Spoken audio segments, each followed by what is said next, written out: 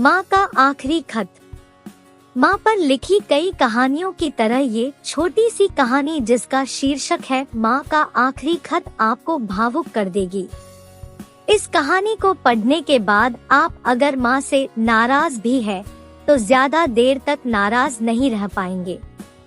आइए पढ़ते हैं कहानी। माँ का आखिरी खत। रात के 12 बज चुके थे। माँ कभी दरवाजे की तरफ देखती तो कभी एक नजर घड़ी के तरफ। माँ की आंखों में और चेहरे पर चिंता साफ नजर आ रही थी। थोड़ी ही देर में दरवाजे की घंटी बजी। माँ ने काफी तेजी से दरवाजा खोला और सामने बेटे विक्रम और बहू मान्यता को देखकर पूछा, इतनी देर क्यों हो गई? मैं कब से तुम्हारी राह देख रही थी। माँ, मैं अब छोटा नहीं हूँ, तुम मेरी चिंता मत किया करो। विक्रम घर के अंदर प्रवेश करते हुए बोला, बेटा कितना भी बड़ा हो जाए माँ के लिए छोटा ही रहता है।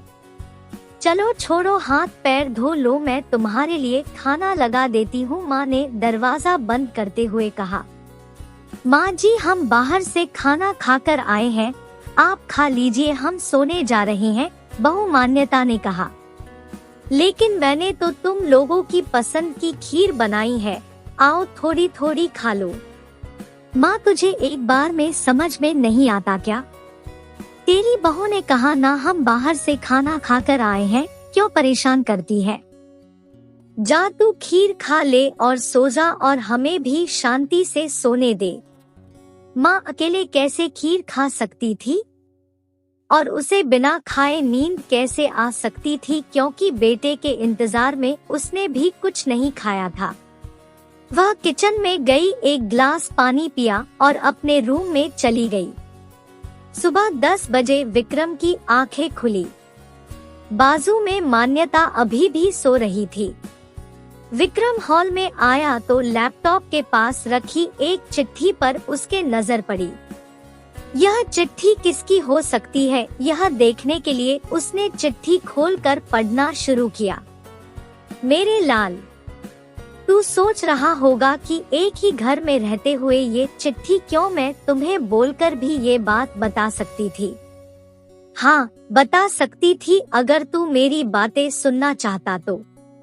किसी एक्सप्रेस गाड़ी की तरह तू आता है और कुछ ही पलों में निकल जाता है। खैर वो सब जाने दो, कल तुम्हारा जन्मदिन था इसलिए मैंने खीर बनाई थी।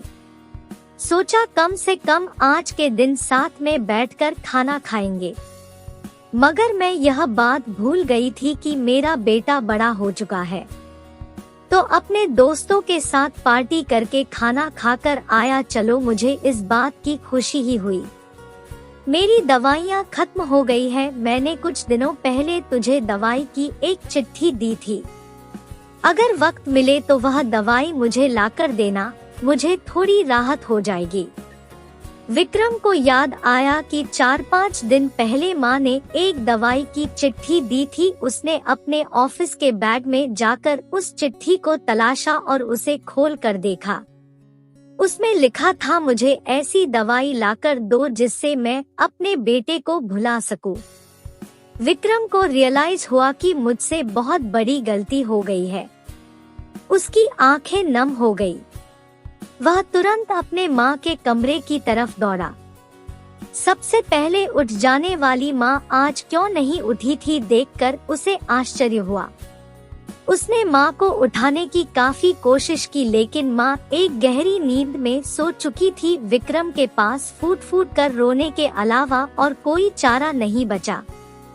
दोस्तों, यह कहने की जरूरत नहीं है कि माँ बाप जीवन में कितने मूल्यवान हैं। उनके रहते हुए ही उनकी सेवा करो, उनसे प्यार करो।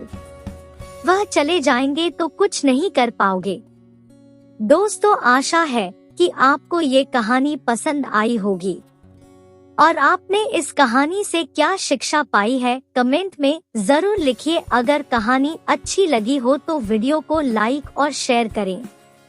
और ऐसी ही मोटिवेशनल और इंस्पिरेशनल कहानियाँ पढ़ने के लिए हमारे चैनल को सब्सक्राइब करें और बेल आइकन दबाना न भूलें ताकि हर आने वाली वीडियो की नोटिफिकेशन सबसे पहले आप तक पहुँचे। धन्यवाद।